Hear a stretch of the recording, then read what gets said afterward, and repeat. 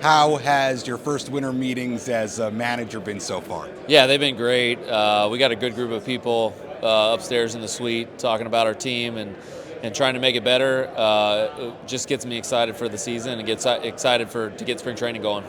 I know that you've had conversations with players over the course of the last month or so. You took a trip down to the Dominican Republic and creating relationships, building chemistry. That's something you spoke about a lot during your opening press conference. How were those conversations so far over the course of the last month? Yeah, they were great. I think the best part is we've got a lot of players coming back, so they know who I am. They've met me before.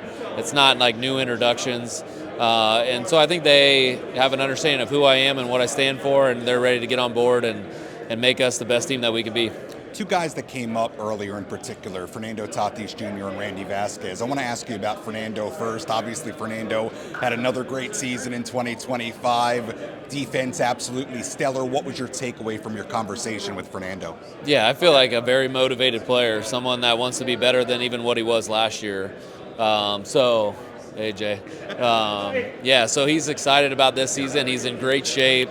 I think last year his offseason was a little tough coming back from the stress fracture in his femur. This year he's completely healthy going into the offseason, can get a lot of work done and be ready for spring training. And I think he knows that he maybe had some times in the season where he was a little tired because he wasn't able to do that working out in the offseason. And so this year he'll be motivated and be in great shape to win another Platinum Glove and maybe another Silver Slugger and maybe compete for an MVP. Randy Vasquez is somebody who's had a really big impact on this team the last couple of years, almost like an unsung hero in that rotation. Seems like he's going to have a pretty significant role in 2026. Your takeaway from talking with Randy? Yeah, Randy's very motivated. He's putting in a ton of work this offseason. He said he's waking up at 5:30 every morning, getting to the gym by 6 o'clock, doing his workout, and then throwing afterwards. So we were able to sit down and have lunch with him and his mom.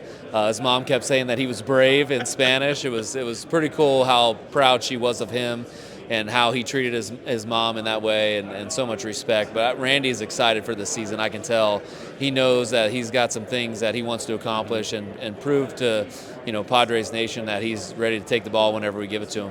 This will be a unique spring training in a variety of ways. Your first as a manager, also the World Baseball Classic going on. Presumably a lot of big Padres players will go and play for their respective countries. How do you view spring training kind of from a team building chemistry standpoint and also dealing with maybe guys being gone for the WBC? Yeah, I think that's one of the biggest parts of spring training is building your team chemistry, building your identity as a team.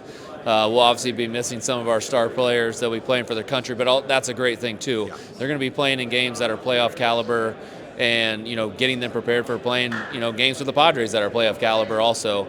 So we'll be rooting for them as they go off and play their WBC games. But it also gives us an opportunity with the players that we do have in camp to take on leadership roles and be in positions to get this train going in the right direction so that when those guys get back, we just hit the ground running and we get off to a good start this season. Since your opening press conference, reportedly, Padres have made a couple of hires on your coaching staff. Bench coach Randy Knorr, somebody that you're very familiar with from the Nationals organization. Why was Randy the right pick for your bench coach? Yeah, Randy is someone that I've respected for a long time. He's seen my good times and my bad times coming up through the minor leagues. He's seen some good stuff in the big leagues and some tough times for me in the big leagues also.